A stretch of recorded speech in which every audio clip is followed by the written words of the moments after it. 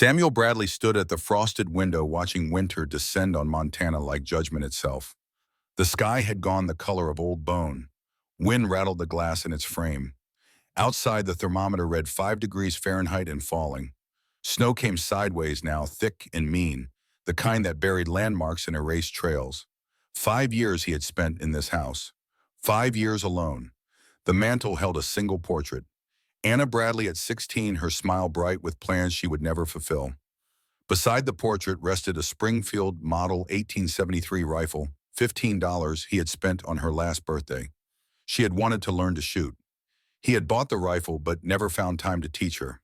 A man builds what he can with the years God gives him. Samuel had built an empire of 640 acres cattle that numbered in the hundreds a ranch house that stood solid against the elements. But empires were cold company on December nights. Empire was just another word for tomb when you lived in it alone. His reflection stared back from the dark glass. 35 years marked his face with lines that spoke of weather and work. 6 feet and 1 inch of height, shoulders broad from labor hands scarred from 1,000 tasks. Those hands had built fences, birthed calves, signed papers that turned dirt into dollars. Those hands had failed to save the one person who mattered. Montana Territory in the year of our Lord, 1878. Christmas Eve arriving with the same cold fury it had brought 5 years ago. Samuel remembered his father's words spoken when he was young enough to think wisdom was just old men talking. His father had said, "A storm does not care about your plans, son. A storm does not care if you are ready, and a man's worth is measured by what he does when the storm comes calling." The door burst open behind him. Old Dutch Keller stomped snow from his boots, breath coming hard in white clouds. 58 years had bent Dutch's back some but not broken his spirit.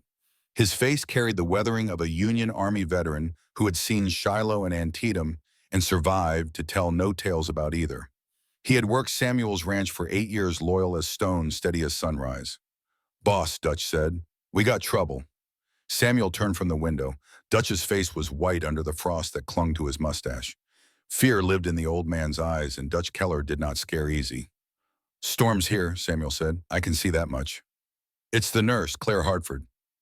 Dutch pulled off his hat, wrung it in his hands like he was wringing out hope itself. "She left town at noon, heading for the Henderson place. Never arrived. It has been 4 hours now, maybe more.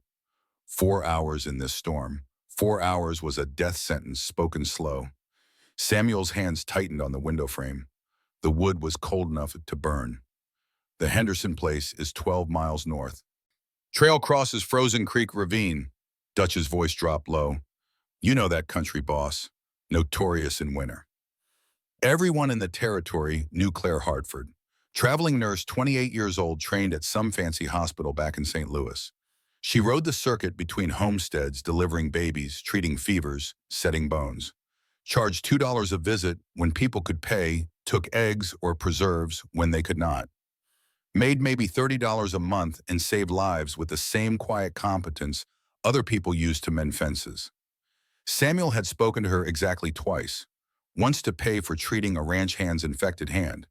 Once to nod hello on the street in town.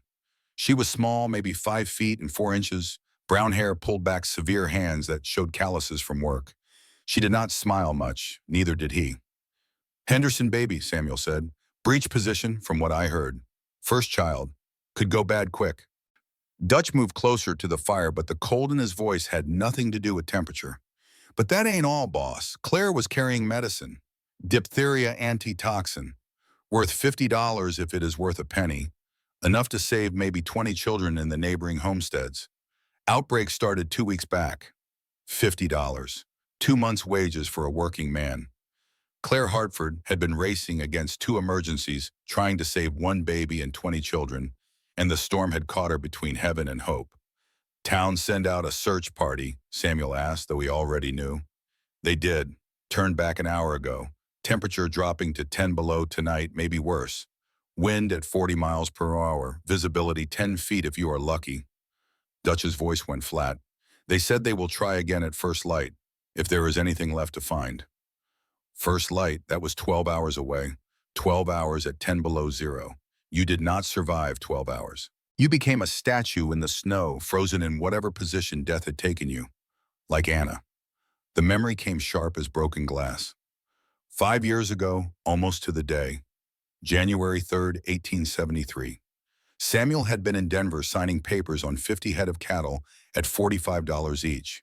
$2,250, his biggest deal yet. He was building his empire one cow at a time, thinking about the future, planning for years ahead. The telegram had arrived on January 20th. 3 words that ended his world. Anna missing. Storm. Home. He had ridden 3 days straight, changing horses twice, arriving January 23rd to find the search party standing in his yard with faces that told the story before words could. They had found her on January 24th, 100 yards from the barn. She had gone to check the pregnant cow, got turned around in the whiteout, made it almost home before the cold took her. They buried her on January 25th. Ground was frozen so hard they had to use dynamite to dig the grave. Samuel had bought 50 head of cattle. Anna had bought eternity in frozen ground. That was the trade he had made, though he had not known the price when he signed the papers. Boss, Dutch's voice pulled him back to the present. I know what you are thinking, but that storm will bury you both. Whole town has given up looking. Samuel moved to the side table, lifted his spyglass. Through the lens, he scanned the white hills, the trail markers barely visible through the snow. His hands remembered the weight of shovels digging Anna's grave. His hands remembered her cold skin when they laid her in the pine box. His hands remembered every moment of being too late. The Lord helps those who help themselves, Samuel said, his voice flat as a Kansas horizon. And the devil takes those who wait on miracles. He was already reaching for his coat. Heavy sheepskin, the one he saved for the worst days, cost him $8 and was worth every penny. He pulled on gloves, thick leather lined with wool, checked them twice. His fingers remembered other failures. Dutch followed him to the door. Boss, you go out there, you might not come back. That is 2 lives lost instead of 1. Samuel stopped, one hand on the doorframe. I traded my sister's life for 50 head of cattle, Dutch. I won't make that trade again. Have coffee waiting when I drag us back. The wind hit like a fist when he opened the door. Cold that went bone deep in seconds, cold that made your teeth ache and your eyes water. Samuel pulled his hat down low and walked to the stable through knee-deep drifts. Each step was a negotiation with the storm. Inside the stable, smoke was already stamping, ears pricked forward, sensing the ride ahead. 12 years old, that horse, a Mustang Samuel had bought for $80 and never regretted. Smoke had seen him through cattle drives and winter patrols during the Indian Wars of '76. The horse had more sense than most men. Samuel saddled him with quick, practiced movements. Checked the girth twice, old habit from cavalry days. Winter horseshoes on all 4 feet, the kind with caulks to grip ice. He loaded the saddlebags with jerky and hardtack ammunition for the Colt Peacemaker that rode his hip. $15, that pistol had cost 6 rounds that might mean the difference between life and death if the storm was not the only danger out there. He tied on a 100-foot hemp rope, $2 worth of lifeline, added wool blankets, matches in a waterproof tin, a flask of whiskey for medicinal purposes, though he did not drink otherwise. Dutch appeared in the stable door with something blue in his hands. Anna's scarf, knitted wool the color of summer sky. She had worn it the day she died. She would want you to bring someone home this time, Dutch said, pressing it into Samuel's hands. Samuel tied the scarf around his neck. The wool still smelled faintly of her perfume, lavender and youth, and all the years she would never see. He swung into the saddle, feeling Smoke's muscles bunch beneath him, ready for whatever came next. If I am not back by dawn, Samuel said, looking down at Dutch, do not come looking. Wire the territorial marshal. Tell him where to find the bodies. Dutch nodded once, then stepped back. Samuel rode Smoke into the storm. The world disappeared within 10 steps. White above white, below white in every direction the eye could see. The ranch house vanished behind him like it had never existed. Visibility shrank to maybe 10 feet on a good moment, 5 feet when the wind gusted hard. The universe became nothing but cold and snow and the warm animal beneath him. Samuel leaned forward in the saddle, one hand on Smoke's neck, feeling the horse's heat through his glove. Find her, boy, he said, though the wind tore the words away. You have got better sense than I do. His father's voice came back to him, clear as church bells across the years. Courage ain't about not being scared, son. It is about saddling up anyway. about doing what needs doing, even when your hands shake and your gut churns, and every sensible part of your brain is screaming for you to turn back. Samuel had been scared exactly twice in his life. Once at Rosebud Creek in '76, when the Sioux came howling out of the dawn, and men died on both sides for reasons no one could quite explain later. Once on January 24, '73, when they found Anna's body, and he realized that all his building and planning and empire making had been for nothing. He was scared now. But Smoke was moving north following instincts bred in wild horses, and Samuel let him lead. The trail markers appeared and disappeared like ghosts. Wooden posts every quarter mile barely visible through the white. Samuel counted them. 1, 2, 3. Each marker was a small victory against the storm. The cold worked its way through his coat, through his gloves, through every layer of wool and leather and determination. His face went numb first, then his feet, then his hands inside the gloves. But he had been cold before. Cold was something a man could survive if he kept moving, kept breathing, kept putting one moment in front of another. Cold was nothing compared to the alternative. At the fourth marker, he spotted it, a dark shape against white half buried in a drift. Samuel dismounted, his legs stiff from the saddle, nearly fell when his boots hit the snow. He pushed forward, hands out, and found it. A medical bag. Black leather Gladstone style, cost maybe $8 new. The initials CH stamped on the side. Claire Hartford's bag packed for a house call that had become a death sentence. Samuel pulled the bag free, heavy with supplies. He opened it there in the storm, fingers fumbling with cold, and saw what she had been carrying. Surgical instruments, scalpel and forceps, tools of her trade. Bandages and sutures. Laudanum for pain, $1 a bottle. Carbolic acid for antiseptic, 50 cents. And they're carefully wrapped in cloth, nestled like precious jewels, 6 glass vials of diphtheria antitoxin, $50 worth of medicine, enough to save 20 children, enough to stop an outbreak that would otherwise spread through homesteads like fire through dry grass. Claire Hartford had not been making a simple house call. She had been racing to save a baby and stop an epidemic, carrying 2 months' wages in medicine through a storm that could kill her in an hour. She had been riding toward duty while everyone else was riding toward safety. Samuel tied the bag to his saddle and climbed back on Smoke. The horse's breath came in white clouds, but his ears were still forward, still listening to something Samuel could not hear. They rode on. The ravine appeared sudden as sin. One moment there was only white. The next moment the ground dropped away and Smoke stopped hard, all 4 feet locked. The horse's instincts had saved them both. Samuel dismounted again, moved to the edge on foot, looked down through the driving snow. 15 feet below an overturned wagon. One wheel still spinning lazy in the wind, a ghost of momentum from the crash. Supplies scattered in the snow. Dark shapes that might have been blankets or bags or the wreckage of good intentions. And there, dark fabric against white. A boot. Then a hand pale as church candles in winter. Samuel's heart stopped, then started again, too fast and too hard. He had seen this before. He had been too late before. The memory of Anna's hand, that same pale color, forever burned in his mind.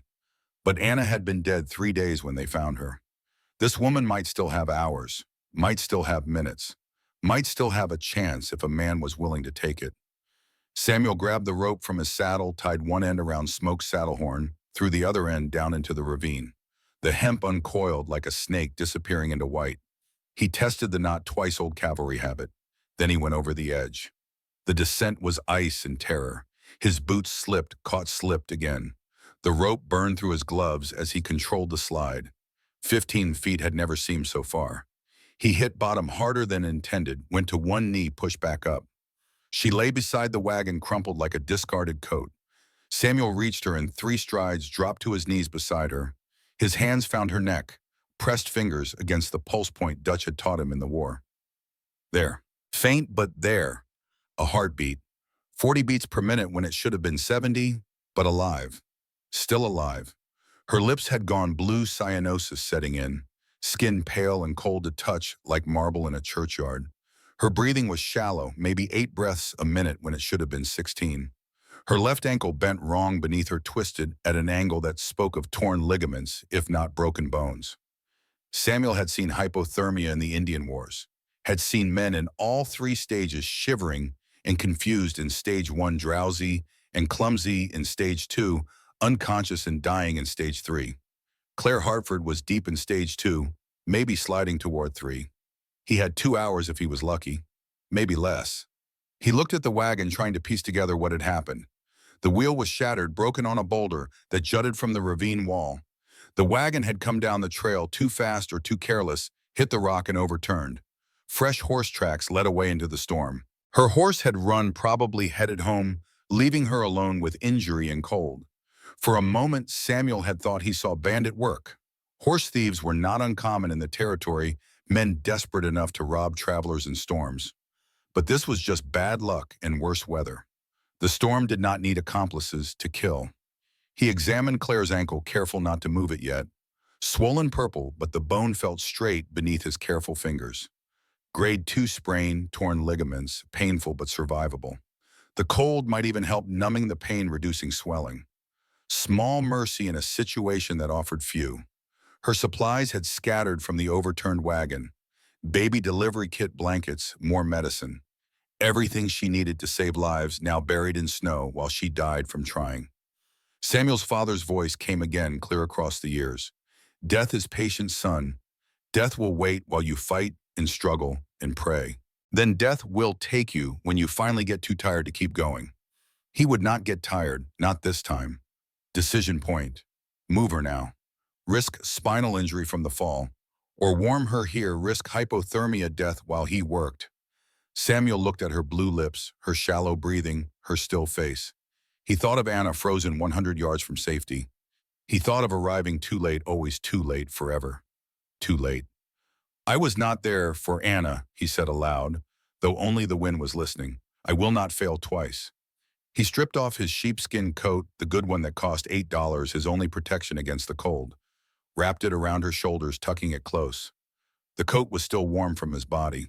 She was light when he lifted her. Too light. Maybe 125 pounds, but wet clothes added another 15. Dead weight, unconscious and limp. He held her close, one arm under her shoulders, one under her knees, her head lolling against his chest. The climb back up was harder than the descent. He could not use his hands. Had to rely on his boots finding purchase. His legs doing work they were not meant to do. He slipped twice, caught himself. Both times felt his muscles scream in protest. 8 minutes of brutal effort, inch by desperate inch, his burden precious and still breathing in his arms. At the top, Smoke was dancing, nervous, smelling blood and fear.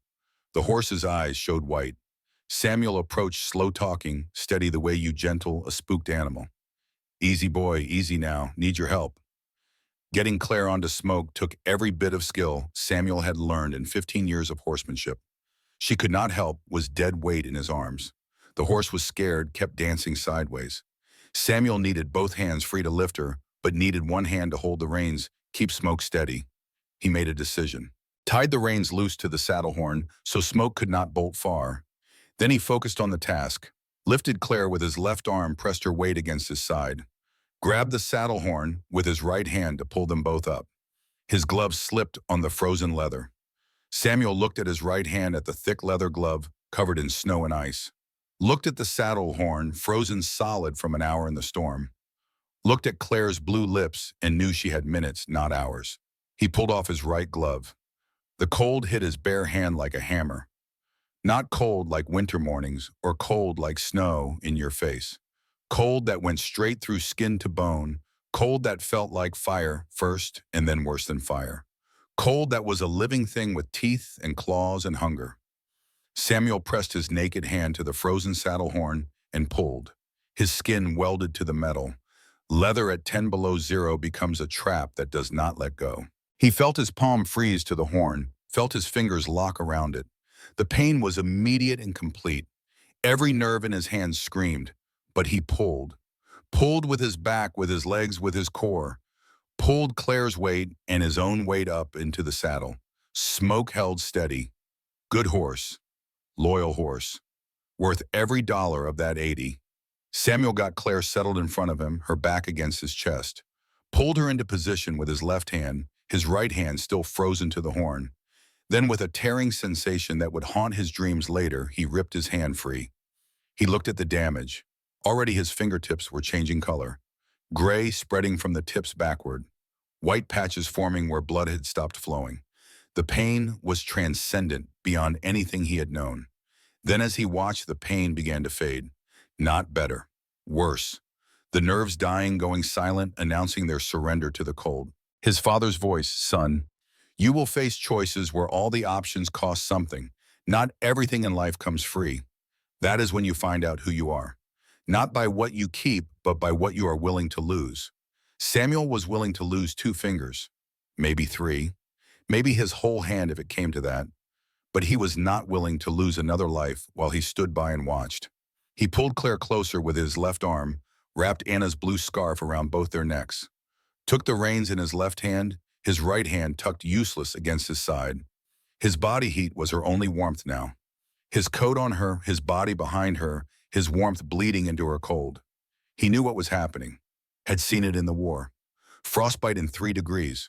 1st-degree numbness and white skin, 2nd-degree blistering and pain, 3rd-degree tissue, death and amputation. His fingers were already past 1st-degree, racing towards 2nd. By the time they reached shelter, they would be at 3rd. "Small price," he said aloud. The storm swallowed his words. Small price for a life. The cabin was 3 miles northeast. Samuel had built it 5 years ago as an emergency shelter, 12 by 12 feet log construction with a sod roof. Stocked it with firewood and blankets and canned goods for situations exactly like this. 3 miles had never seemed so far. His right hand was going numb now, the pain fading to a distant throb, then to nothing at all. His fingers would not close properly. He tried to grip the reins with both hands and found his right hand would not obey. The fingers were stiff, swollen, useless. Claire murmured against him, delirious. "The baby," she whispered. "Have to get there. Henderson baby. Breach. Have to turn it." Even unconscious, even dying, she was thinking about duty. About the well, she would never finish the lives she would never save. "You did your part," Samuel said into her hair. "You tried. That is enough for tonight." The storm had other ideas. The wind picked up, gusting to 40 miles per hour, maybe more. Snow came horizontal, stinging like buckshot. Visibility dropped to 5 feet, then 3. Samuel could not see the trail markers anymore. Could not see anything but white. But smoke knew. The horse kept moving, following some instinct that men had lost when they learned to build houses and light fires. Following the smell of shelter, or the pull of safety, or just the stubborn Mustang determination that had kept his kind alive on these plains for 10,000 years. Samuel's left hand was starting to hurt now from gripping the reins alone. His right hand was silent, dead weight hanging at his side. He could feel the swelling starting, his fingers bloating like sausages in their winter casing. Could feel the skin stretching tight. In the Indian Wars, they would have amputated by now, cut off the damaged tissue before infection spread. But out here now, all he could do was ride and pray and hold this woman close and hope it was enough. Mile 1, his right hand burning with pain that meant the nerves were still alive. Mile 2, his right hand going numb, silent, the nerves dying one by one. Mile 3, his right hand welling, the fingertips black from burst capillaries and frozen blood. Claire's breathing stayed shallow. Her heartbeat stayed weak. But she was still breathing, still beating, still alive. The cabin appeared through the white like grace itself, small and dark, in there. Samuel nearly wept at the sight. He slid from the saddle, would have fallen if he had not caught himself on the stirrup. His legs were stiff from an hour in the cold. His body was shutting down, prioritizing core temperature over the extremities. He lifted Claire down from the saddle, carried her to the door, kicked it open with his boot, not bothering with niceties. Inside was dark and cold, but sheltered. The wind stopped howling. The snow stopped stinging. The world became manageable again. He laid her on the narrow cot against the wall. His hands moved on instinct, on training from a dozen emergencies. Wet clothes were the enemy. Wet clothes would kill as sure as the cold itself. He began removing them, his left hand doing the work his right hand could no longer do. Her dress first, heavy wool soaked through, frozen in places. Her petticoats, next 3 layers deep, all wet. Her stockings torn and icy. He kept his eyes clinical, his movements efficient. This was battlefield medicine, not romance. This was life and death, not impropriety. Her skin was pale as church candles in winter. pale as Anna had been. He shoved the thought away, focused on the living woman in front of him. He wrapped her in blankets. Every blanket in the cabin, 3 wool and 1 bearskin. Piled them high until only her face showed. Elevated her injured ankle on a rolled blanket, splinted it with firewood and strips torn from his extra shirt. The ankle was badly sprained, but probably not broken. She would walk again if she lived long enough. The fire was next. Samuel moved to the stone fireplace, looked at his hands. His left hand was cold but functional. His right hand was useless. He pulled out the waterproof tin of matches with his left hand, pried it open with his teeth. The matches scattered when he tried to grip them. His left hand was clumsy from cold, his fine motor control gone. He picked up a match, dropped it, picked up another, dropped it. Third time he got one to the striking surface. It broke. Fourth time it struck but did not light. Fifth time a tiny flame. He nursed it like gold, held it to tinder, breath held prayers forming.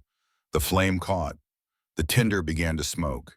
He fed it carefully, paper first, then pine needles from the kindling box, then twigs, then split logs. Fire building was an art that could not be rushed. Rush it and the fire died. Take your time and warmth lived. The fire built slow but steady. Orange light pushed back the shadows.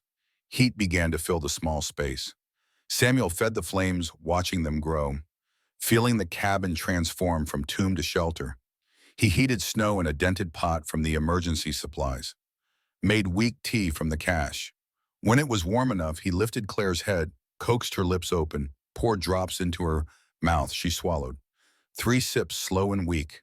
Then her eyes closed again, and she slipped back into unconsciousness. But she had swallowed. Her body still knew how to fight. Samuel sat in the chair beside the bed, let himself look at his right hand in the firelight. The damage was worse than he wanted to admit. His thumb was gray at the tip, but some feeling remained. His index finger was black to the second knuckle, no feeling at all. His middle finger, the same. His ring finger was gray and throbbing with pain that meant the tissue was still viable. His pinky was mostly intact, painful but alive. He had seen frostbite before, had seen men lose hands, fingers, feet, toes, had seen them face the choice amputation or infection. Most chose amputation. Cutting away dead tissue before gangrene spread was the only reliable treatment in a world without antibiotics. Samuel wrapped his hand in cloth torn from his undershirt. It was makeshift and inadequate, but it was all he had. He could deal with consequences later. Right now, the woman in the bed was still breathing. That mattered more than fingers. For the first time since Anna's death, Samuel prayed. He had not prayed since they lowered her into frozen ground. Had not seen the point. God had taken his sister while he was buying cattle. God had let him arrive 3 days too late. Prayer seemed like talking to an empty skywards, disappearing into silence. But he prayed now. Desperate, broken bargaining prayers that probably counted as blasphemy. Lord, he said aloud to the cabin walls, I have not talked to you since Anna's funeral. I was angry, thought you took her as punishment for my greed. Maybe you did. Maybe that is fair. The fire crackled. The wind howled outside. Claire breathed her shallow breaths. But this woman here, Samuel continued. Claire, she is good. Better than me. Better than most people I have known. She was riding through a storm to save a baby and 20 sick children. She risked everything for strangers. His voice cracked. He pushed on. If you are listening, if you care, let her live. Take my fingers if you need payment. Take my hand. Take whatever you want from me, but let her wake up. He stopped, swallowed hard. I need her to wake up. Silence answered, but silence was not the same as no. Silence might just be God's way of saying, wait. Samuel kept watch through the night, added wood to the fire every hour, checked Claire's breathing every few minutes, counted her heartbeats when he could find her pulse. The cabin stayed warm. The storm stayed angry outside. The night crawled toward morning. At midnight, Claire's eyes opened. She was disoriented, confused.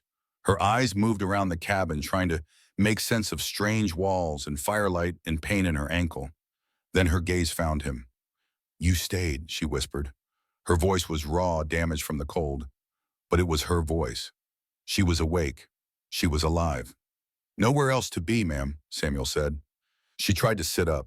Pain crossed her face as weight shifted to her injured ankle. He pressed her back gently, his left hand on her shoulder. Rest, he said. You are safe now. Safe. She repeated the word like it was foreign, like she was trying to remember what it meant. Then her gaze dropped to his hands. Even in dim firelight, she could see the makeshift bandage on his right hand, see the blood that had seeped through the cloth, see the swelling that spoke of serious damage. Your hands, she breathed. Dear God, what did you... Fire needed tending, he said. There are other ways to tend a fire. Not when someone's life depends on it. She stared at him, really looked at him for the first time, saw the lines around his eyes that spoke of 35 hard years, saw the gray threading his temples, saw the exhaustion and determination and something else behind his eyes, something that looked like old grief finally finding purpose. Who are you? She asked. Samuel Bradley. Everyone calls me Sam. Recognition flickered. The rancher, from the ridge. That is me. Why did you come looking? The whole town gave up. Samuel was quiet a long moment, debated how much truth to share, decided she had earned honesty. I had a sister once, he said. Anna. 5 winters ago, a storm like this caught her. I was in Denver at the time, buying cattle. 50 head at $45 each. Big deal, going to set us up for years. He flexed his damaged hand, felt nothing. Storm hit while I was gone. Anna went to check the livestock. Got turned around in the whiteout. They found her 3 days later, 100 yards from the house, 16 years old. His voice went flat, the only way he could tell it without breaking. So when Dutch told me you were missing, I thought maybe this time I could be there. This time I would not arrive 3 days too late. Claire's eyes filled with tears. You did not fail tonight. Samuel's throat worked. No, I did not. She reached out, took his bandaged hand in hers. Let me see. Ma'am, you need to rest. You nearly froze to death. I am a nurse, Mr. Bradley. Her voice went firm, professional. And right now, you are my patient. Let me see your hand. He obeyed. There was something in her tone that did not allow argument. She unwrapped the makeshift bandage with gentle efficiency. Her fingers, warm now from the blankets, moved over his skin with practiced care. The damage was worse in full light. His index and middle fingers were black to the second knuckle. 3rd-degree frostbite tissue, death, no feeling at all. His thumb and ring finger showed 2nd-degree damage, blistering, starting painful but possibly salvageable. His pinky was 1st-degree, painful and swollen but likely to recover. You will lose 2 fingers, she said quietly. Maybe 3 if infection sets in. I figured. That is amputation, Mr. Bradley. That is surgery without anesthetic in a frontier cabin. That is weeks of recovery if you survive the shock and infection. Small price, he said. You are breathing. She looked up at him. Their eyes met and held. Something passed between them in that moment, recognition of a kind neither had expected. 2 people who had learned to survive alone, suddenly understanding that alone might not be the only option. Thank you, she whispered. You would have done the same. I do not know. I hope so. But I do not know. She found her medical bag, the one Samuel had saved from the snow, opened it with efficient movements, pulled out salve, clean cotton, proper bandages. Her hands moved with the competence of training, spreading salve carefully over his damaged fingers, wrapping them in clean cloth. This will help with infection, she said. But you need a doctor. Real surgery. This is beyond field medicine. Closest doctor is 60 miles south. I will take my chances with field medicine. Then you are a fool. Been called worse by better people. She finished the bandaging, her fingers lingering on his wrist. He could feel her pulse through her fingertips, steady now, stronger than before. Why, she asked again. You did not even know me. Samuel thought about his answer. Thought about Anna and Empire and 5 years of building walls to keep pain out.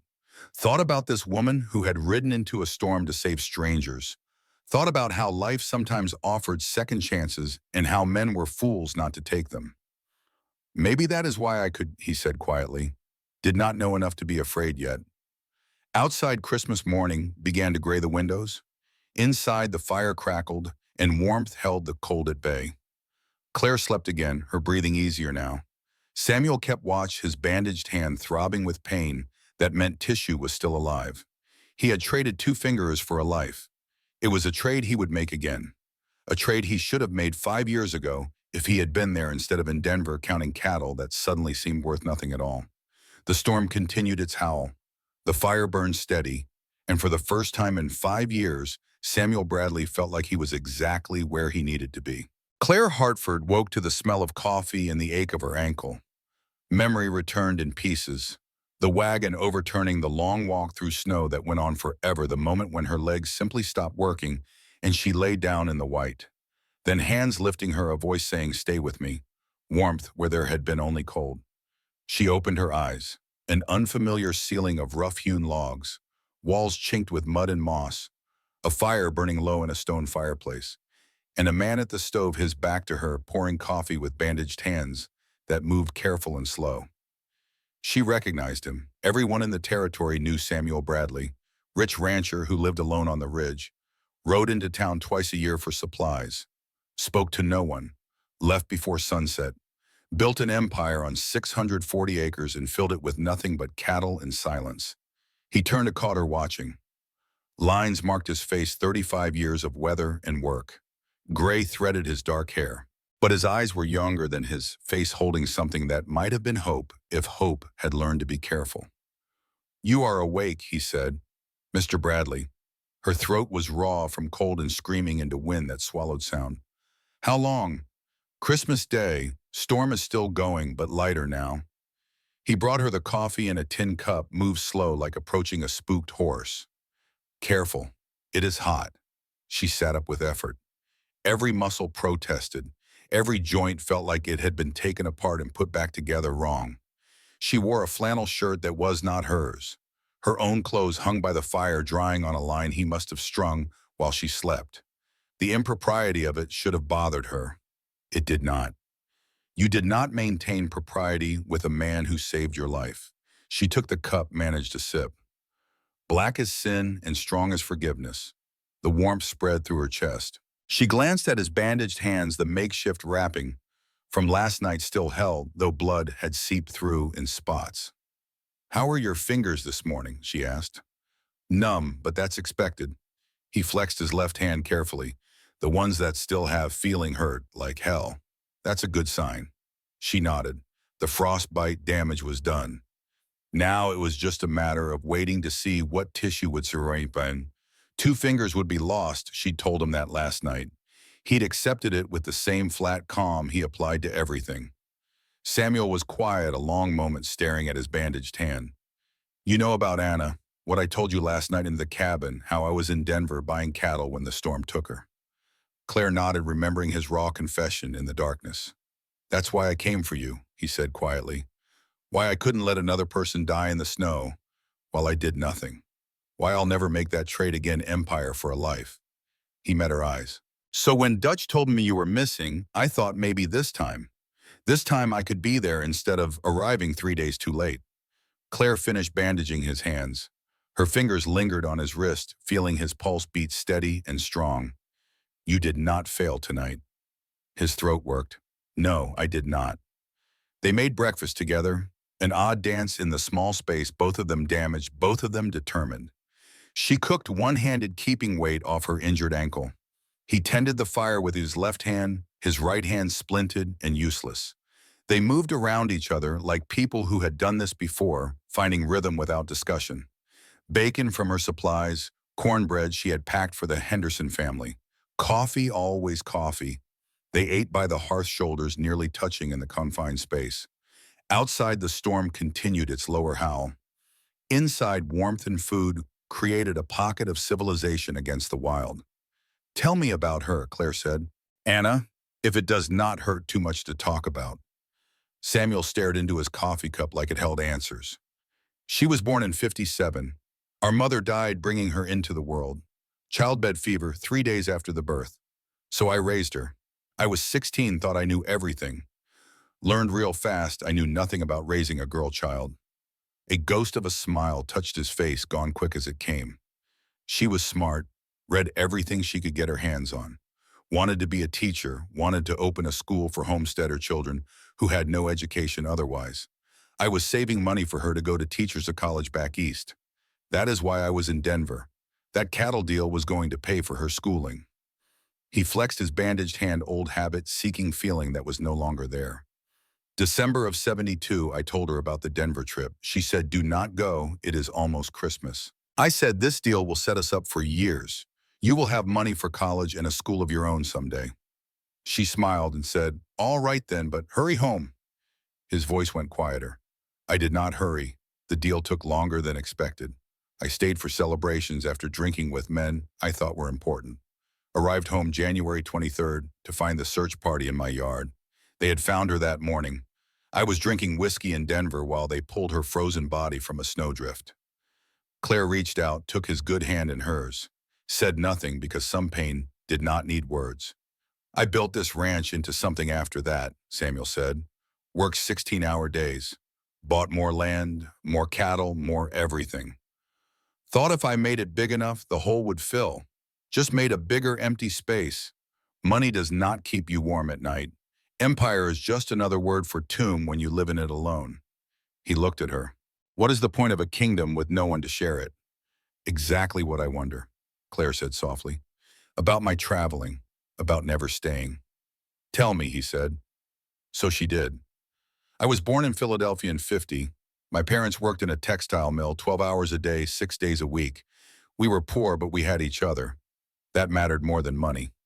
She stared at the fire, seeing past and pain written in the flames. 1862, I was 12 years old. Yellow fever came to Philadelphia that summer. Spread through the tenements like wildfire. My father caught it first, dead in 5 days. My mother 3 days after that.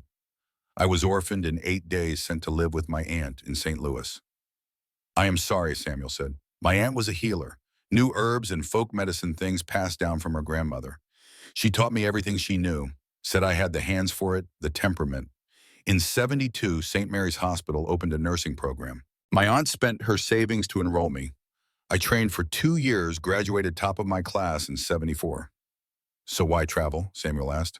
"Why not settle somewhere, open a practice?" Claire was quiet, choosing words carefully. "Every town I visit, I think maybe I will stay. The people are kind, the work is good." Then I remember what it felt like when my parents died. The way the world just ended in 8 days. One moment I had a family, the next moment I had nothing. She met his eyes. "Staying means roots. Roots mean pain when they tear. So I keep moving. If I do not plant roots, they cannot be pulled up. I cannot lose what I never let myself have." Samuel nodded slowly. "I built walls around my ranch. You built wheels under your life. We are both running from the same thing." What is that, being hurt again? The truth of it hung between them. Two people who had learned that caring meant losing, who had wrapped themselves in armor that looked like ambition or movement, but was really just fear dressed up as purpose. "My aunt used to say something," Claire said. "A tree that refuses to root never bears fruit, but it never weathers storms either." My father told me, Samuel said, "Measure twice, cut once," not as poetic. They laughed together, surprised by the sound. It felt foreign and good, like muscles that had forgotten their purpose, suddenly remembering. The day settled into rhythm. Claire changed his bandages each morning, checking for infection with the careful attention of her training. The frostbite was stable, not spreading, which was the best they could hope for without a surgeon. She applied fresh salve wrapped clean cotton, warned him again that he would likely lose 2 fingers. He accepted the diagnosis with the same flat calm he seemed to apply to everything. He helped her exercise her ankles, supporting her weight as she moved carefully across the small space. His hand on her waist, proper but intimate, his strength catching her when she wavered. Each day she could bear more weight. Each day the swelling decreased. Healing was happening, slow but sure. They talked through the afternoon. He told her about the ranch, about building it from homestead claim to working cattle operation. 640 acres, the full section allowed under the Homestead Act. He had filed in '71, proved up his 5 years in '76. Now he owned it free and clear, worth maybe $3,200 if he sold, which he would not. A man did not sell home even when home felt like a tomb. She told him about her circuit, 20 homesteads spread across 60 miles. Births and fevers, broken bones and infections. She carried everything she needed in her medical bag. Black leather Gladstone cost her $8 and worth every penny. She charged $2 when people could pay, took eggs or preserves when they could not, made maybe $30 a month and saved lives with the same quiet competence other people used to mend fences. "Do you ever want to stop?" Samuel asked, as evening grayed the windows. "Settle somewhere?" Claire stared into the fire. "Every town. Then I remember that settling means staying. Staying means caring. Caring means hurting when you lose them. So you keep moving." "So I keep moving." He was carving wood by the fire left-handed, now his right hand useless, making something that might have been a horse or might have been hope given shape. She mended his torn shirt with needle and thread from her supplies. The domestic piece of it felt like something from a life neither had dared imagine. "Cannot build a home when you are always looking at the horizon," Samuel said suddenly. Claire looked up from her mending. "What?" "Something my father used to say. Never understood it before." And now he met her eyes across the small space. The fire cast shadows that made his face into planes and angles carved by weather and work and loss. "Now I am starting to." Neither looked away. The moment stretched, filled with possibility and fear in equal measure. Two people who had learned to survive alone, suddenly understanding that alone might not be the only option. The moment passed, had to pass. They were not ready yet for what that moment promised. But it was there now, acknowledged without words, waiting for courage to catch up with recognition. Night fell early as it did in December. She took the bed, injured ankle elevated. He took the floor by the fire, wrapped in blankets but close enough to tend the flames through the night. Proper distance, respectable arrangement, but aware of each other in the darkness, breathing the same air, sharing the same small space against the storm. Near midnight, Claire woke gasping. The nightmare had her in its teeth. Back in the storm alone, in the white freezing to death, 1 degree at a time. The wagon overturning the long walk, the moment when her legs stopped working and she understood she was going to die. Snow in her mouth, ice in her lungs, cold that went soul deep. Dying alone with 20 children who would die after her because she failed to get them medicine. "No," she said into the darkness. "No, please, I have to get there." Samuel was beside her before she finished speaking. She had not heard him move. One moment she was alone with her terror, the next moment his hand was on her shoulder, solid and real. "I am here," he said. "You are safe." She grabbed his hand, the bandaged one, held tight enough to hurt, needing the reality of his presence to drive away the dream. "Stay," she whispered, "just until I sleep."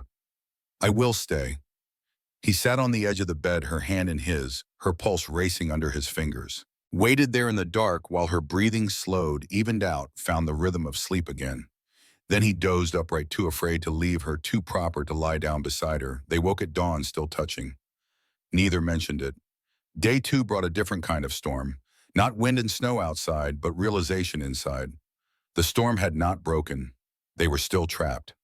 Samuel checked the door, found snow drifted 4 feet high against it. The window showed nothing but white stretching to the horizon. "We are not going anywhere," he said. "How long?" Claire asked. 2 days, maybe 3. Depends when the storm breaks and when they can dig us out." He took inventory of their supplies with the careful attention of someone who had survived winters before. Counted cans and estimated portions. Did arithmetic that meant the difference between life and death. "We have food for 3 days if we are careful," he said. 5 if we stretch it. Coffee for 4 days. Water unlimited, as long as we have fuel for melting snow. Firewood for 2 days inside, more stacked, under a tarp outside if I can dig through to it. 2 days of firewood," Claire repeated. "I will make it stretch. Fire lower at night, higher during the day. We will stay warm enough." The day settled into new patterns. Morning care rituals. Bandage changes that had become almost comfortable in their familiarity. Her fingers on his damaged hand, checking for infection, applying salve. She found none. The frostbite was stable. He would lose 2 fingertips, maybe 3, but the hand would survive. He helped her walk, bearing her weight, his hand on her waist, becoming familiar. The ankle was healing faster than expected. She could put weight on it now for short periods. Another few days and she would walk unassisted. The body had remarkable ability to heal itself when given warmth and rest in the absence of further trauma. They rationed food carefully. Breakfast was weak coffee and hardtack softened in bacon grease. Lunch was a can of beans split between them. Dinner was cornbread and the last of the bacon. Not much but enough. Hunger was something you could survive. Cold was what killed you. My father had a lot of sayings, Samuel said. Wish I'd listened better when he was alive to say them. Claire smiled. We all think we have more time than we do. They were quiet, thinking about time and loss and all the words left unsaid when people died. The cabin felt smaller as the day wore on. Not oppressive, intimate.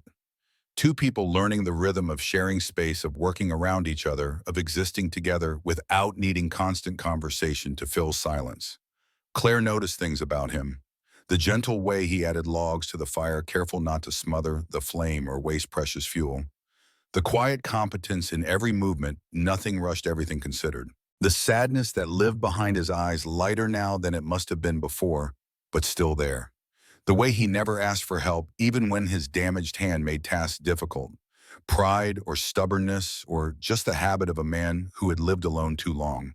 Samuel noticed things about her, the way she hummed while checking his bandages, old hymns from childhood, probably sung soft and unconscious. Her quick smile when she caught him watching, rare, but genuine when it came. The strength in her small hands, calloused from work, capable of healing or holding with equal skill. The loneliness she wore like a second dress, so familiar, she probably did not notice it anymore. They were two people who had learned to survive alone, discovering that survival was not the same thing as living. Afternoon drifted into evening. He carved wood by the fire left-handed, now making shapes that might have been memories or might have been prayers. She mended his shirt, the one he had torn to make bandages for her ankle. The domestic piece of it felt like something from another life. A life where people shared space and tasks in silence without fear. A life neither had allowed themselves in years. What will you do? Claire asked, looking up from her mending. After this, when we get back. Samuel was quiet, considering the question and its implications. Same as always, I suppose. Run the ranch, tend the cattle, build my empire of empty space. That sounds lonely.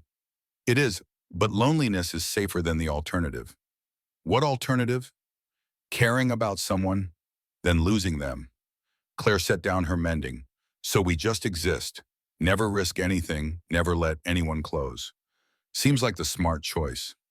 Seems like a slow death. He looked at her across the small space. Firelight played across her face, turning her into shadow and light, real, and somehow more than real. You are one to talk. You spend your life moving town to town, never stopping, never planting roots. How is that different? It is not, she admitted. I know it is not. But knowing something and changing it are two different things. They sat in silence for a while. Outside, the storm had gentled to a steady fall of snow. Inside, the fire burned steady. The space between them felt charged with things unsaid. What if we stopped running? Samuel asked quietly. Claire's hands stilled on the mending. What? You said you keep moving to avoid roots. I built walls for the same reason. What if we stopped? What if we took the risk? Risk of what? Of caring, of staying, of building something with someone instead of building alone. Her hands trembled slightly. She set down the shirt, met his eyes. I am scared. Me too.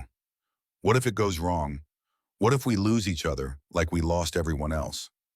What if we do not? He countered. What if we have 50 years together? What if we build something real instead of building empires and escape routes? Claire felt tears forming. Not sad tears, the other kind. The kind that came when hope started pushing through carefully constructed defenses. I do not know how to stay. I do not know how to let someone in. We can learn together. The moment hung between them, full of possibility and terror. Then the spell broke. Had to break. They were not ready yet, but the words had been said. The possibility had been named. That mattered.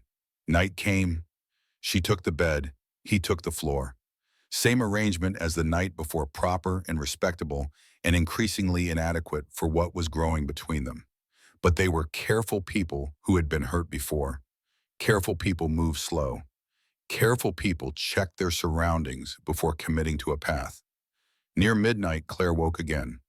Not from nightmare this time, but from something else. A feeling of wrongness, of heat where there should be comfort. Her forehead felt tight. Her skin felt too small. She touched her face, found it warm. She said nothing. Did not want to worry him. It was probably nothing. Just sleeping too close to the fire. Just the cabin being overly warm. Just her imagination. By dawn, the feeling had not passed, had intensified. She woke to find her head pounding, her body aching in ways that had nothing to do with her ankle. Samuel was already up tending the fire, unaware that something was wrong. She sat up carefully. The room tilted slightly. She steadied herself against the wall, took a breath, tried to will the dizziness away. "Morning," Samuel said without turning. "Coffee will be ready in a minute." "Thank you." Her voice sounded rough even to her own ears. He must have heard something off in her tone. He turned, looked at her, and his face changed. Went from calm to concerned in the space of a heartbeat. "You are flushed," he said, crossing the space in 2 strides. His left hand touched her forehead, and she saw recognition in his eyes. "You are burning up." "I am fine, just slept too warm." "You have a fever." His voice was flat, factual, trying to stay calm. "How long?" "I just noticed this morning." But that was a lie. She had noticed at midnight, had felt the heat building, the wrongness spreading, had hoped it would pass. Samuel's jaw tightened.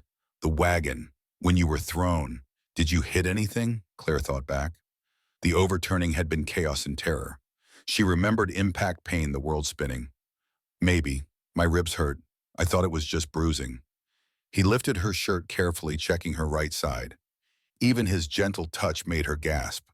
The bruising was extensive, purple and yellow, spreading across her rib cage. And there, just below her breast, a patch of skin that was hot to the touch. Angry red. Infected. "Internal injury," Samuel said quietly. "The cold hit it, kept the infection suppressed. Now that you are warm, it is blooming." He sat back, and Claire saw something she had not seen before in his face. Fear. Real deep primal fear. "How bad?" she asked. "Bad," he admitted. "Without proper medicine, without surgery. This kind of infection can spread fast, can turn to sepsis, can kill in days." The room felt colder suddenly despite the fire. "What do we do?" "You are the nurse. You tell me." Claire's training pushed through the fear. She thought about her medical bag, about what she had packed, about what might help. "Willow bark, for fever. Yellow bottle in my bag. 2 spoons mixed in hot water." "Anything else?" "Prayer," she said, "and luck." Samuel moved to her medical bag, started going through bottles with his left hand. His right hand was useless, the bandages making his fingers stiff and clumsy. He tried to grip a bottle. It slipped, crashed to the floor, spilling powder. "Damn it." His voice was tight with frustration. "Let me help." "You need to rest." "I need to not die. Let me guide you." They worked together, Claire directing, Samuel following instructions. Found the yellow bottle, mixed powder and hot water. She drank it, grimacing at the bitter taste. Willow bark was not pleasant, but it worked.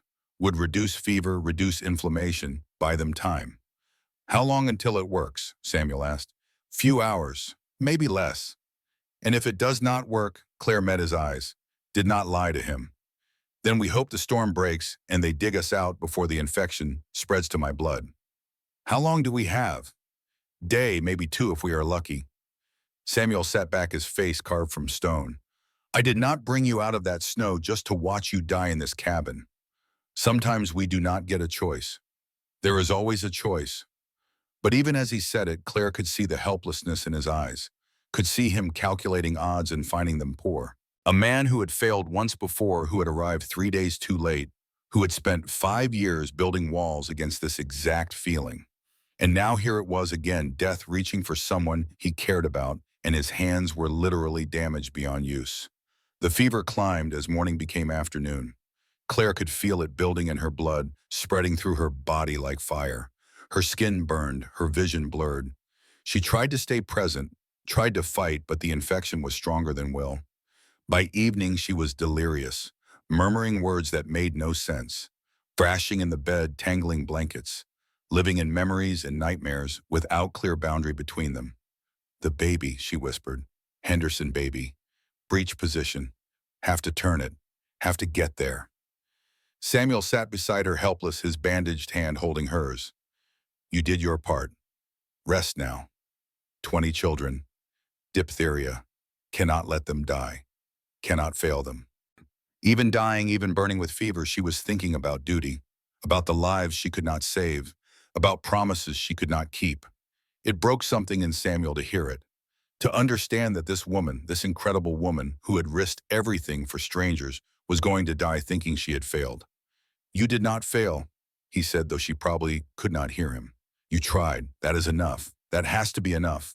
But it was not enough. Trying was not the same as succeeding. He knew that better than anyone.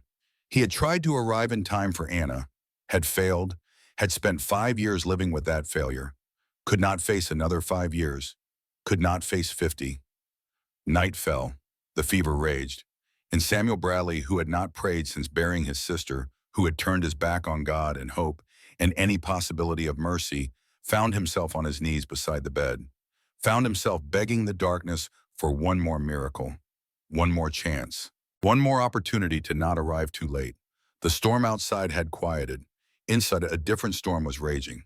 And Samuel kept watch through the longest night of his life, counting her breaths, holding her hand, refusing to let go, even when letting go would have been easier, even when hope seemed like just another word for future pain. Dawn would come eventually, would bring answers or endings. But for now in the dark, all he could do was stay. All he could do was witness.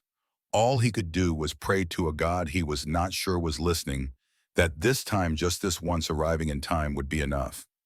The hours crawled like wounded things. Samuel sat beside the bed watching Claire burn with fever that seemed determined to consume her from the inside out.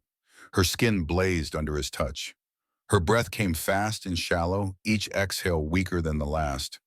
He had seen men die from infection in the Indian Wars, had seen how it started with fever and ended with silence. He would not let that happen here. He tried everything he knew. Cool claws pressed to her forehead, wrung out and applied again when they heated from contact with her skin.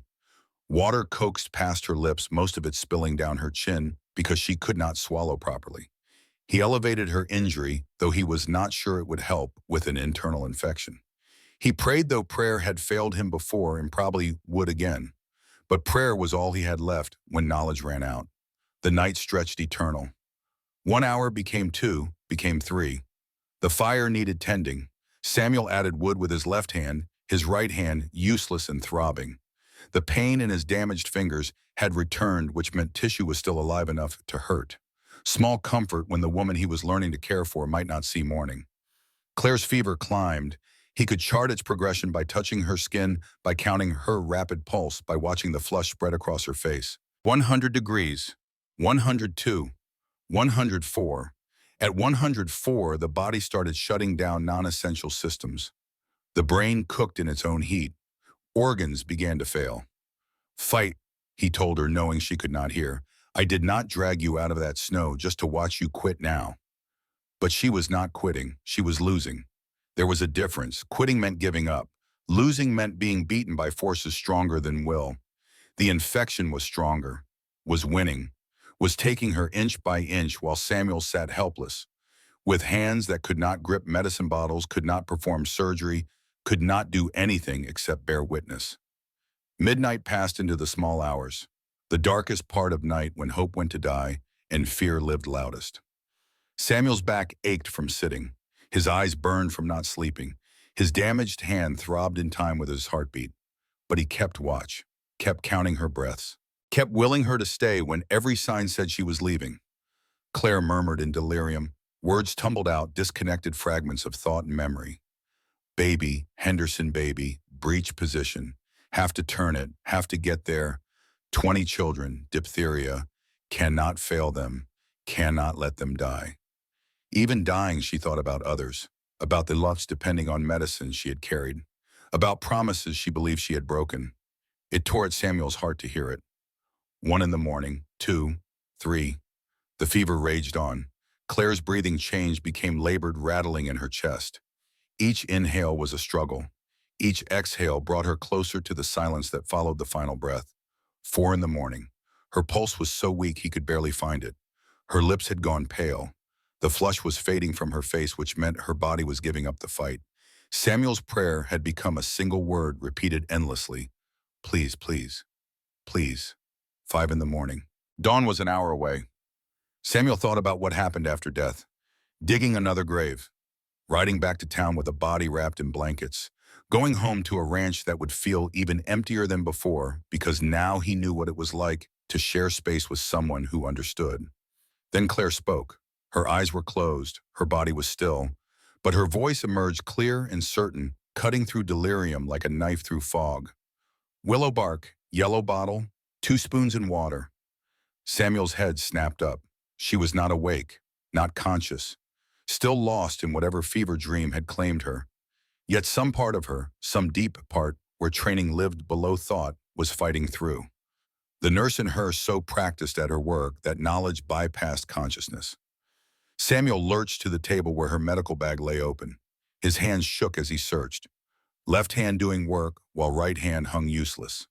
Yellow bottle. There. He grabbed it, nearly dropped it, caught it with desperation. The powder inside was fine and gray, smelling of bark and bitter things. He dumped it into a tin cup. 2 spoons, she had said. He measured with shaking hands. The first spoonful went in, the second spilled half across the table. He scraped it up, added it to the cup. Hot water from the kettle.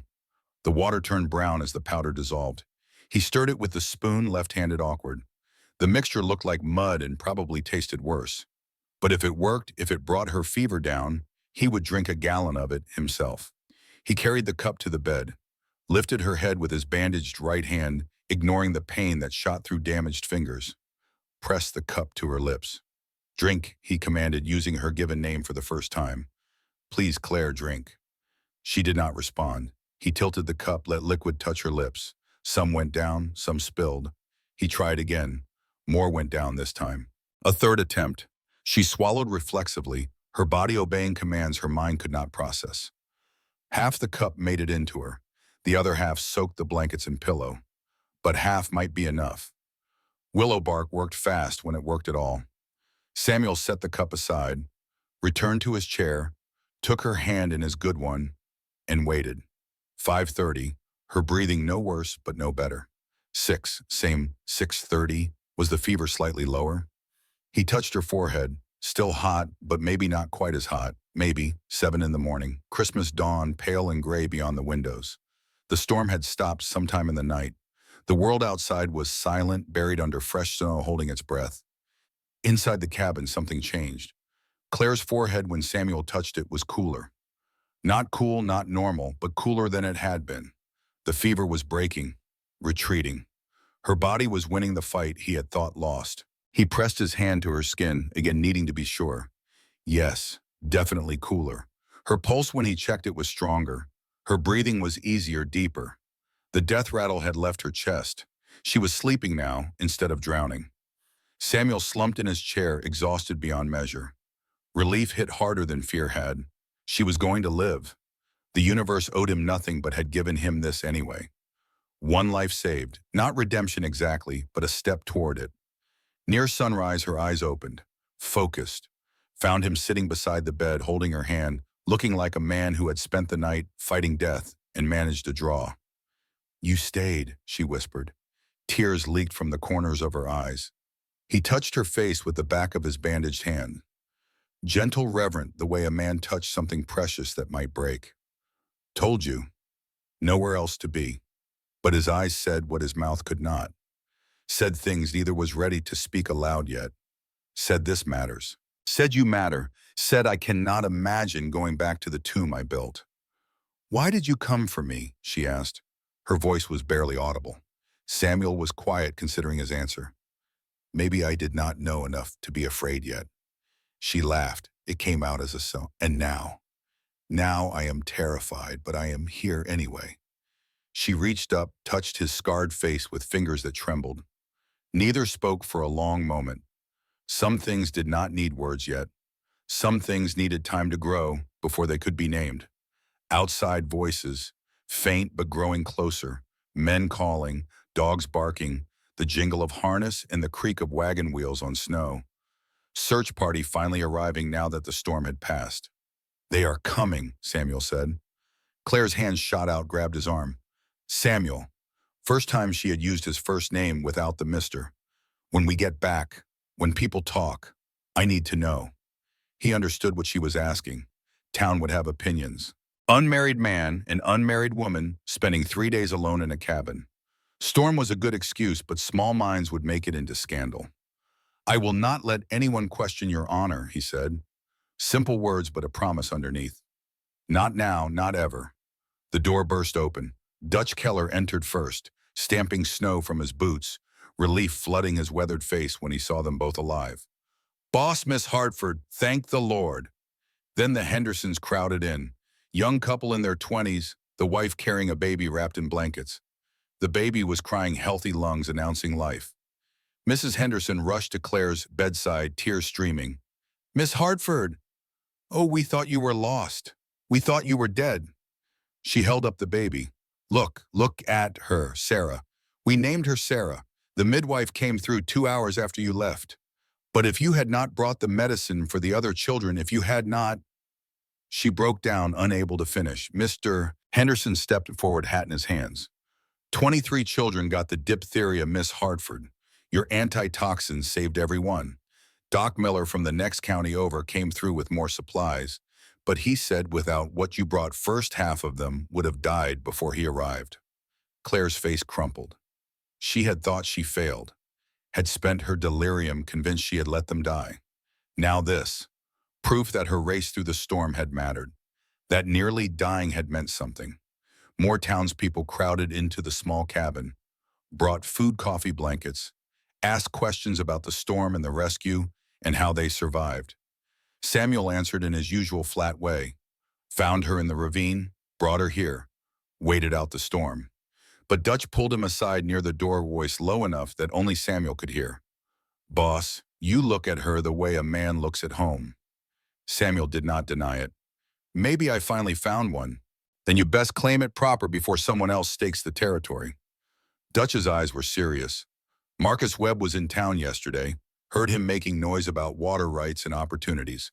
Man like that sees a chance, he takes it. Samuel's jaw tightened. Noted.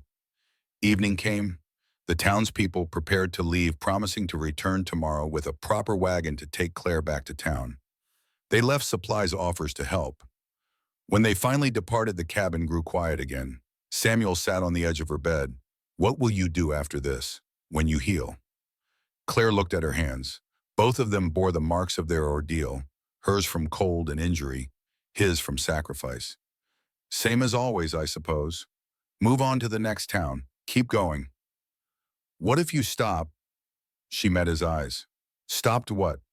Running, moving. What if you stayed somewhere, let people depend on you? Let yourself depend on someone. Her hands trembled. I do not know how. Neither do I. But maybe we could learn, together. The words hung between them. Not quite a proposal, not quite a promise, but something, a possibility. A door opened just enough to see light beyond. I'm scared, she whispered. Me too. But I am more tired of being alone than I am scared of being hurt. She did not answer with words, just took his hand, held it tight. And in that grip was an answer of sorts. Not yes, not yet, but not no either. Outside, the first stars appeared over clean snow. Inside, two broken people began to believe that being whole might be possible. Spring came to Montana with the force of promise kept. By late March, the snow had retreated to the highest peaks. Grass showed green in the valleys.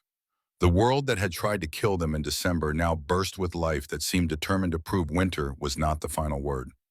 Claire's ankle healed completely. By mid-April, she could walk 5 miles without limping. Samuel's hands were scarred but functional. He had kept all his fingers out of the tips of his index and middle fingers remained stiff, the feeling never quite returning. But he could work, could grip reins, could hold tools, could hold her when the moment called for it. She stayed at first just to finish healing. That was the excuse they gave Dutch, gave the town, gave themselves, just until the ankle was strong, just until the trails cleared completely. Just until, but the justs piled up like stones building a wall, or maybe tearing one down. One morning in early April, Samuel found her in the kitchen before dawn, packing her medical bag. He stood in the doorway, watching her check supplies with the efficient movements of long practice. She had not heard him approach. Leaving, he asked, kept his voice neutral, did not let the fear show. She startled, turned. The Williamson place. Baby due any day. First child, I should check on them. 12 miles north, rough country. I know the way. I will ride with you.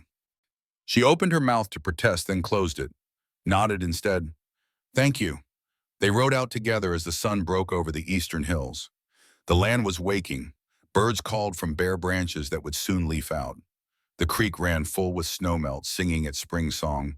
The world felt new, like it had been washed clean and was starting over. At the Williamson homestead, Claire examined the young mother while Samuel waited outside with the nervous father. The baby was not coming yet. Maybe a week, Claire said, but she left instructions, promised to return in a few days. On the ride back, Samuel asked the question he had been carrying. What if you stayed permanent, open to practice? Claire was quiet for a long time. The horse beneath her walked steady hooves, finding rhythm on the muddy trail. Where would I practice? I have no building, no place to see patients. I have land, 640 acres. We could build something. Clinic. Whatever you need. That would take money. I have some, not much, but enough. She looked at him then, really looked. Why would you do that? He met her eyes. Because the territory needs you. Because people depend on you. Because watching you ride off this morning and wondering if you would come back nearly stopped my heart. The words fell between them like stones into still water. Ripples spreading outward. That sounds like a reason for me to stay close, she said quietly. Not a reason to build a clinic. Maybe they are the same reason. They rode the rest of the way in silence. But it was not an empty silence. It was full of things not yet spoken, things growing in the space between them, like grass pushing through snow. That evening over supper at the ranch house, Samuel laid out plans. Dutch listened, occasionally nodding. They would build a small clinic on the eastern edge of the ranch property near where the main trail passed through. One room to start. Could expand later if needed. Homesteaders passing through could stop. Word would spread. She could still ride circuit when needed, but would have a base. A place that was hers. Our place, Samuel corrected when she said it that way. This ranch, this land. If you stay, it is ours, not mine. Ours. Claire stared at him. You are offering me partnership in your ranch, your land. I am offering you a home if you want it. No conditions, no obligations. Just a place to be, a place to work, a place to stop running. Dutch cleared his throat. Boss makes sense. Territory needs a resident nurse. You riding circuit is noble but dangerous. One more storm like the last and you might not be so lucky. Better to have a place where people know to find you. Samuel shot Dutch a grateful look. The old man was practical, where Samuel was not. Was offering reasons that had nothing to do with feelings neither of them knew how to name yet. Claire was quiet through the rest of the meal. But after when Dutch had retired to the bunkhouse, she found Samuel on the porch. Stood beside him in the cool spring evening. The stars were emerging, one by one pinpricks of light in the darkening blue. All right, she said. All right, what? All right, I will stay. We will build the clinic. I will try. I cannot promise I will not get scared and run, but I will try. Samuel felt something loosen in his chest, something that had been wound tight since December. That is all anyone can ask. To Triadin. She took his hand, the scarred one, held it between both of hers. Thank you for giving me a reason to stop. They stood there until full dark, neither speaking, both understanding that something had shifted, that a decision had been made, that the future looked different than it had that morning. Construction began the next week. Samuel and Dutch did the heavy work. Claire helped where she could, mixing mortar holding boards.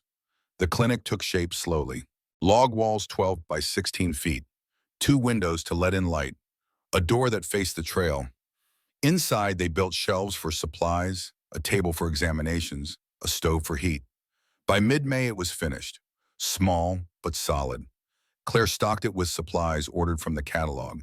Bandages and medicines, instruments and tools, everything she would need to treat the injuries and illnesses that came to a frontier territory. Word spread fast. The nurse who nearly died in the Christmas storm had opened a practice on the Bradley Ranch. Homesteaders started coming. First a trickle, then steady. Infections and breaks, fevers and births. Claire treated them all with the same gentle competence that had nearly gotten her killed. Samuel rode with her when calls came at night, carried her medical bag, waited while she worked, Brought her home safe every time. Dutch noticed the way Samuel watched her work, the pride in his face when a patient thanked her, the fear when she was gone too long. "You love her," Dutch said one evening. Statement, not question. Samuel did not deny it. "Is it that obvious?" "To everyone but her, maybe. Woman's been hurt before, been alone too long.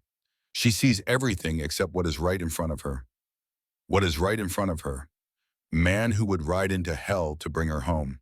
Man who built her a future when all she had was roads leading nowhere. Samuel was quiet. "I have not said anything. Did not want to push. Did not want to make her feel obligated because of the clinic, the land." "Boss, you are a good man, but sometimes being good means being brave. Means saying the thing that scares you." Dutch stood stretched. "Life is short. Storms come. Do not wait until there is no more time to say what matters." But Samuel waited, unsure of his welcome, unsure of her feelings, sure only that having her close was better than having her gone, and he would not risk losing her by asking for more than she was ready to give. The whispers started in late April. Quiet at first. Speculation whispered behind hands in the general store. Comments made just loud enough to be heard, but soft enough to deny if challenged. Unmarried man, unmarried woman, living on the same ranch. The clinic gave it a veneer of respectability, but was it enough? Samuel heard none of it at first. He came to town only for supplies, spoke to few people, left quickly. But Claire heard it in the way some conversations stopped when she entered rooms, heard it in the way some women crossed the street rather than greet her, heard it in the silences that followed her presence. Mrs. Brennan, the blacksmith's wife, was the first to say something direct. Caught Claire outside the general store one afternoon in early May.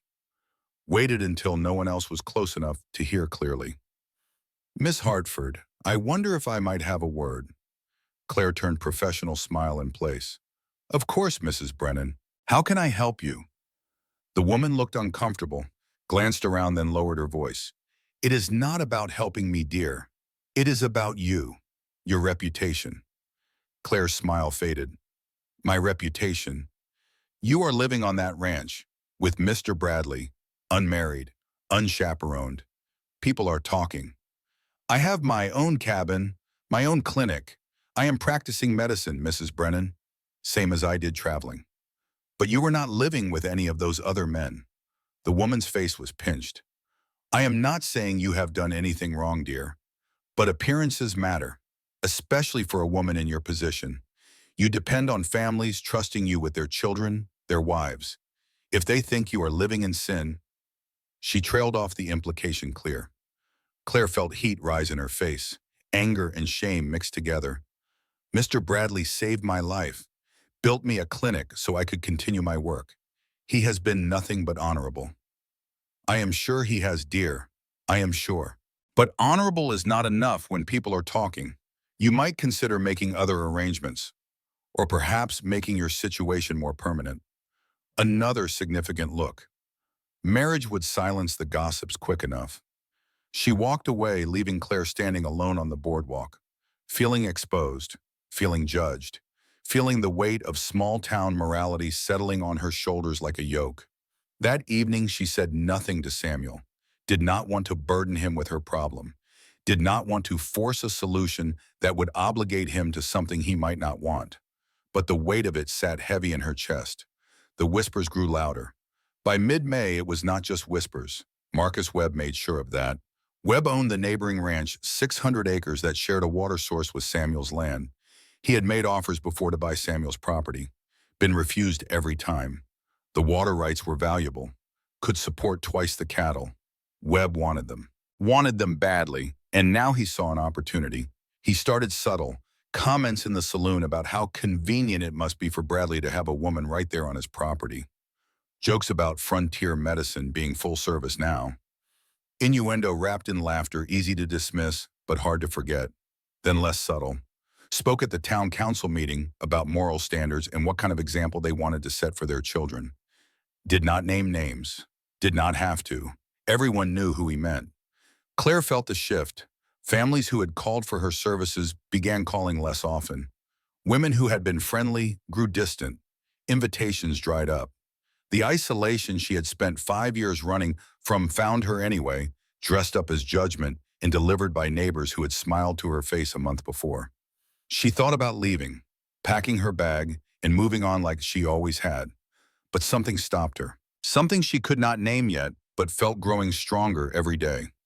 Something that looked like Samuel's face when he brought her breakfast. Sounded like Dutch's laughter when she beat him at chess. Felt like waking up in a place that had started to feel less like a stop and more like a destination. Samuel noticed, could not help but notice, the way she grew quieter, the way her smiles became rare again, the way she flinched sometimes when returning from town. "What is wrong?" he asked one evening in late May. They were sitting on the porch watching the sunset over the hills, a ritual they had fallen into without planning. "Nothing. Claire, I have spent enough time around you now to know when something is wrong. Talk to me." She was quiet a long moment. Then, "People are talking. About us. About me living here. They think we are—" She could not finish. Samuel's jaw tightened. Who? Who is saying these things? Does it matter? Small towns talk. I knew this would happen. I should have known better than to stay. You should stay because this is where you belong. Because the people who matter do not care about gossip. Because... He stopped. The rest of the sentence stuck in his throat. Because what? He looked at her, really looked. At this woman who had changed everything without trying. Who had taught him that walls were prisons you built for yourself. Who had made him want something more than survival. "Because I need you here," he said quietly. "Not the nurse, not the healer, you. I need you here because mornings are better when you are in them. Because I have spent 5 years alone in this house, and I do not want to spend 5 more. Because somewhere between that storm, and now you became the thing I had stopped believing in." Claire stared at him. "What thing, Bah? Home, hope, future. Pick whichever word fits. You are all of them." She felt tears forming. Not sad tears, the other kind. "Samuel, I'm not asking for anything," he said quickly. "Not asking you to feel the same. Just telling you why I built that clinic. Why I want you to stay. Not for the territory, for me. Selfish as that sounds." She reached across the space between their chairs, took his hand, the scarred one with stiff fingertips that would never quite work right. "It does not sound selfish. It sounds like the bravest thing anyone has ever said to me." They sat there as the sun finished setting, as the stars emerged, as the night settled around them. Neither spoke again, did not need to. Some things were said better in silence. But the town meeting in early June forced the issue. The monthly gathering was held at the schoolhouse. Most of the community attended. School funding was on the agenda. Teacher salaries, books for the next year. Standard business that usually dragged on for hours. Samuel attended because he was a landowner. Paid taxes, had a say in how they were spent. Claire attended because the school board had asked her to speak about basic health education for the children. They sat in the back as was their custom. Dutch beside Samuel. The meeting droned on through the usual business. Then Marcus Webb stood to speak. "One more thing before we close," Webb said, "about teacher salaries and who we employ to work with our children. We need to think about moral character, about what kind of example we want to set." The room shifted. Conversation stopped. Webb had everyone's attention now. "We cannot have people of questionable virtue serving as role models. Cannot have folks whose personal conduct falls short of community standards teaching our children values." He did not look at Claire. Did not have to. Everyone else did. Samuel felt rage building in his chest, slow and hot and dangerous. But before he could stand, before he could speak, Claire stood instead. Her voice was steady, clear, carrying to every corner of the room. "Mr. Webb, if you have something to say about my conduct, say it to my face, not to the room." Webb had the decency to look uncomfortable. "I am not speaking of you specifically, Miss Hartford." "Yes, you are. Everyone in this room knows it. So say what you came to say. Do not hide behind implications." The room was silent, waiting. Webb cleared his throat. "Fine. You are living on Samuel Bradley's ranch, unmarried, unchaperoned. In my day, that meant something. Meant a woman's reputation was ruined. meant she was not fit company for decent folk. In your day, Claire said, voice sharp as glass, women had few choices. Stay home or get married. I am a trained nurse. I have work to do, lives to save. Mr. Bradley offered me space to practice medicine. That is all. That is all people are supposed to believe. That is the truth. Samuel stood then, could not sit still any longer. His voice was quiet, but it carried. Claire Hartford saved 23 children during the diphtheria outbreak, risked her life riding through a blizzard to deliver medicine, nearly died doing her duty, and you dare question her character? He took a step forward. Every eye in the room followed him. I brought her to my cabin to save her life. Anything else you are implying is a lie. And any man who spreads lies about a woman who nearly froze to death serving this community can answer to me outside. Mrs. Henderson stood, baby Sarah in her arms. Mr. Bradley is right. Miss Hartford is a saint. She brought medicine that saved my baby's life, saved all our children. I will not sit here and listen to her name dragged through mud by a man who has never risked anything for anyone but himself. Another woman stood, Mrs. Patterson, whose husband Claire had saved from infection after a farming accident. Miss Hartford sat with my John for 3 nights, did not sleep, did not eat, just stayed until the fever broke. She is worth 10 of you, Marcus Webb. One by one, the women rose, the women Claire had helped over the months, the women whose children she had healed, whose husbands she had treated, whose gratitude had been building like pressure behind a dam. They stood in her defense, a wall of female solidarity that Webb had not anticipated. He looked around, saw the tide turning, tried to rally. I am just saying we need to consider propriety, standards, what message we send to our children about living arrangements. The message we send, Mrs. Henderson said, voice ringing clear, is that healing matters more than gossip, that saving lives matters more than small minds, that a woman who dedicates herself to service deserves respect, not slander. Webb saw he had lost, sat down abruptly, muttered something about just raising questions that needed asking. But his face was red, his eyes were angry. He had been beaten by the very women he claimed to speak for, and the humiliation would not sit well. After the meeting, people crowded around Claire, apologized for not speaking up sooner, thanked her again for services rendered, made promises to stop the whispers, to defend her when tongues wagged. But Samuel saw Webb leaving, saw the look on his face, knew this was not over. A man like Webb did not accept defeat gracefully, would find another way to get what he wanted, another angle of attack. That night, Webb came to the ranch. Samuel heard horses approaching near sunset, went to the porch with his hand resting on the colt at his hip, old habit from years when visitors might not be friendly. But it was just Webb, alone, hat in his hands. Bradley, got a minute. Samuel waited, did not invite him in, did not offer hospitality, just stood there on his porch watching a man he did not trust trying to look humble. I need to say something, Webb started. Looked down at his hat, turned it in his hands. About tonight, about the things I said. Samuel said nothing. Let the silence do the work. I spread those rumors, told people to question Miss Hartford's character, told myself it was about water rights, about business. If you married her, you would not sell. I need that water for my cattle. He met Samuel's eyes. But truth is, I was jealous. My wife died 2 years back. I have been alone since. Watching you find someone, watching you get a second chance when I lost mine. It ate at me, made me small, made me mean. Samuel studied him, saw the exhaustion in Webb's face, the loneliness, the bitterness of a man who had lost something precious and did not know how to live in the gap it left. So you tried to ruin her, Samuel said, voice flat. Tried to drive her away because seeing me happy reminded you that you were not. Yes, that is about the truth of it. Webb looked down again. I am sorry, she did not deserve it. You did not deserve it. I was wrong. Samuel was quiet a long time. Could have told Webb to leave. Could have held the grudge. Could have made an enemy who would cause problems for years. But something stopped him. Maybe it was the memory of his own loneliness. Maybe it was Claire's influence. Maybe it was just being tired of carrying anger. My wedding is in 2 weeks, Samuel said, under the cottonwood by the creek. Noon on Saturday, you should come. Webb looked up startled. What? You should come. Bring a bottle of something decent. We will drink to second chances and new beginnings and being better than our worst selves. Webb stared, opened his mouth, closed it, opened it again. I do not deserve that.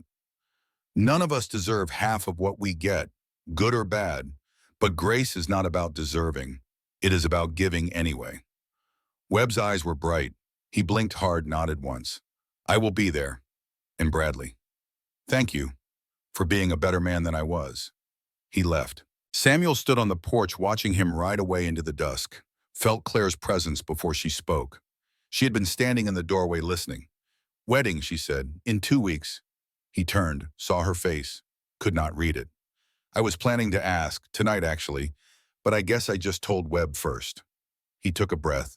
Claire Hartford, will you marry me? She walked to him, stood close, looked up at his face. You are asking because of the gossip, because it would solve the problem. I am asking because I want to, because I love you. The gossip just made me stop being a coward about saying it out loud. You love me. I do. Have for months. Since sometime in that cabin when you were half dead and ordering me around anyway. When you squeezed my hand and would not let go. When you made me believe that broken things could heal. Tears ran down her face. I do not know how to be married. Do not know how to stay. My whole life has been leaving before I could be left. We will figure it out together. Two people who do not know what they are doing, learning as we go. He took her hands. I am not asking for perfect. I am asking for present, for trying, for believing that maybe, just maybe, we could build something that lasts. She was quiet so long he thought she would say no, thought she would pack her a bag and leave like she always had. But then she smiled, a real smile, the kind that lit her whole face. Yes, she said. Yes, I will marry you. I will stay. I will try. He kissed her then. First time their lips had met, soft and careful and full of promise. And somewhere in that kiss was everything they had not said, everything they were afraid to hope for, everything they were learning to believe in anyway. The wedding happened on a Saturday in mid-June under the cottonwood tree by the creek. Small ceremony. Dutch stood as witness, proud as any father. The women from town came, the ones who had defended Claire at the meeting. Marcus Webb came too, stood in the back with 2 bottles of whiskey and a face that said he was witnessing something he hoped to find again someday himself. The preacher spoke about second chances, about how God specialized in taking broken things and making them whole, about how love was not about finding someone perfect, but about finding someone whose imperfections fit yours, about how the storms that nearly destroyed us sometimes brought us exactly what we needed. Samuel slipped a gold band on Claire's finger. $12, 1 month's wages worth every penny. She did the same for him, her hands steady and sure. The kiss was soft and sweet and witnessed by a community that had learned to accept what it did not quite understand. That night in the house that was now theirs, he held her close, said the words again because saying them once had not been enough. I love you. I know, she whispered back. I love you too. Figured that out somewhere between fear and trust. Between running and staying. Between the storm and the sunrise. They laughed. Then they stopped laughing. Then they discovered that healing came in many forms, and not all of them required bandages or medicine or anything except 2 people willing to be vulnerable together. Autumn came with its riot of color. Aspens turned gold on the hillsides. The air went crisp with the promise of winter returning. But this year, winter did not feel like a threat. It felt like something they would face together. The ranch prospered. Claire's clinic brought business. Cowboys came for treatment, talked up Bradley hospitality in every saloon from here to the territorial capital. Families stopped when passing through. Word spread. Samuel Bradley and his wife were people you could count on, people who helped. Samuel's transformation showed in his face. The lines around his eyes came from laughter now instead of pain. He smiled, really smiled, in ways Dutch said he had not seen in the 5 years before Claire. The walls he had built were coming down stone by stone, but the deeper transformation was in his actions. Samuel became what the territory needed. Rode out in every storm to search for travelers, never stopped until everyone was accounted for, helped neighbors with barn raisings, donated cattle to families who lost herds, became the kind of man who measured wealth not in acres, but in lives touched. One October evening, Dutch found Samuel on the porch. Claire was inside treating a farmer's wife for fever. Dutch sat in the other chair the way he had done 100 times before. "You know what I see when I look at you now, boss?" "What is that?" "The man you would have been if Anna had lived, if grief had not bent you." Dutch pulled out his pipe, packed it slow. "You did not lose yourself that winter 5 years ago. You just forgot for a while who you were underneath. Claire did not change you. She just reminded you." Samuel thought about that, about the man he had been before Anna's death, about the man he had become after, about who he was now somewhere between those two versions, but maybe better than either alone. "Maybe," he said, "or maybe I needed to break first, needed to learn what mattered, needed to ride through that storm to find out that saving someone else could save me too." Philosophy makes my head hurt, but I will say this: you are happy. First time in 5 years I can say that without lying. I am. Terrified most of the time that it will not last, but happy. That is what happy is, boss. Being terrified it will end, but living like it will not anyway. December came around again. 1 full year since Samuel had ridden into a storm. 1 year since Claire had nearly died in a ravine. 1 year since two broken people found each other in a cabin while the world tried to freeze them. On Christmas Eve, they rode up to the hunting cabin, brought supplies and memories. Snow fell gentle this time. Not a storm, but a blessing. The cabin looked exactly the same, small and dark and still standing. Inside, Samuel built a fire while Claire spread blankets. The cabin smelled of wine and old smoke and the ghosts of who they used to be. She looked at the bed where she had burned with fever, the table where he had mixed medicine with hands that could barely function, the floor where they had fallen in love without either knowing it yet. 1 year, Samuel said, staring into the flames. 1 year, Claire agreed. She stood behind him, wrapped her arms around his waist, her belly 6 months swollen, with their first child pressed against his back. He turned, kissed her forehead, placed his scarred hand on the swell of life they had created together. "Thank you," he said. "For what?" "For staying, for teaching me that love is worth the fear, for making me believe that home is not a place but a person." She smiled, took his hand, pressed it firmer against her belly. Feel that? He felt it. A kick. Their daughter announcing herself, making her presence known. "Boy or girl?" he asked. "Girl, I know it. Can feel it." "Name Anna. If that is all right with you, Anna, for the sister you lost, for the reason you became the man who saved me." Samuel's throat closed, could not speak for a long moment. Then she would have liked you, would have loved you probably. You are everything she wanted to be.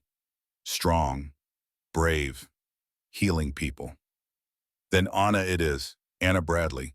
Born in March if she comes when the midwife thinks. Born into a world where her father is a hero and her mother is learning what it means to stay. That night they lay in the bed where both had nearly died. The fire crackled. Outside, snow fell soft and steady. The world was quiet and good. "Storm coming," Claire said, listening to the wind pick up. Samuel smiled. "Let it come, we are not going anywhere." Christmas morning arrived with clear skies. They rode back to the ranch by noon. Dutch had decorated the house with pine boughs and candles. A feast waited. They ate with Dutch and neighbors, Marcus Webb among them. The house was full of laughter and warmth. That evening, Samuel and Claire stood on the porch, the sunset golden and pink over snow-covered hills. "I never thought I would have this," she said quietly. "Home, family, someone who stays. I am not going anywhere. Promise. Promise." The stars came out one by one. Inside, Dutch banked the fire. Outside, two people who had nearly died in a storm stood together, impossibly grateful. Years would pass, 30 of them, before age and illness finally parted them.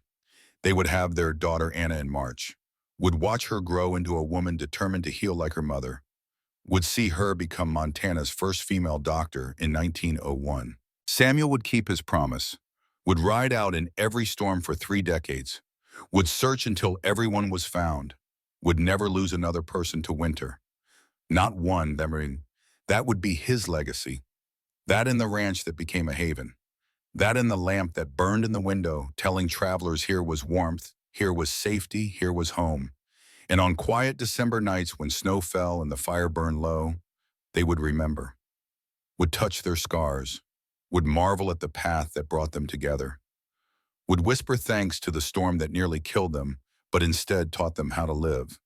The lamp burned bright, the snow fell soft, and two hearts that had learned to beat alone discovered that beating together was better. This was grace. This was mercy. This was what came after the storm. This was home.